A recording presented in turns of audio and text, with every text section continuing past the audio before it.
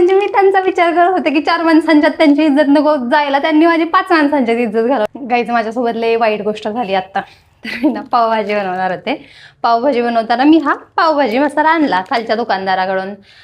मसाला आणला, पावभाजीचा एकदम सगळी प्रिपरेशन झाली. मी इथून छानपैकी कट पण केला पूर्ण मसाला. कट केल्यानंतर मी बघितलं, म्हटलं यार मळलेलं दिसतंय थोडंसं, एक्सपायरी डेट बघावी. एक्सपायरी डेट माझ्या सुंदर डोळ्यांना ही एक्सपायरी डेट दिसली 9/2025. आता म्हटलं 9/2025 आहे म्हटल्यावरती 3 महिने पूर्वी एक्सपायर झालेला कसा खायचा, म्हणून एकदम असं झाकून गुंडळून काकांकडे गेले.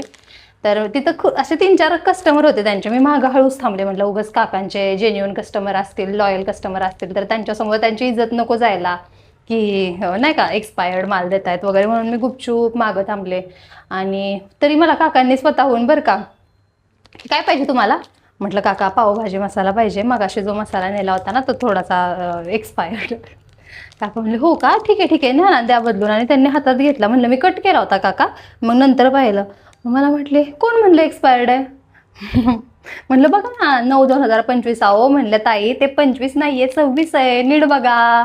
आणि हसून ते मला इतक्या जोरात म्हणले, मला यार म्हणजे मी त्यांचा विचार करत होते की 4 माणसांच्यात त्यांची इज्जत नको जायला, त्यांनी माझी 5 माणसांच्यात इज्जत घालवली. अजून माणसं जमा झालेली, माणसं माझ्याकडे बघत असतील, म्हणत असतील शिकली का नाही ही पोरगी, तिला 2025-26 वाजता आहे ना. पण ह्यात यार प्रिंटिंगवाल्यांची पण मिस्टेक आहे, 2026-25 सारखंच दिसतंय थोडंसं, तो डॉट दिसत नाही.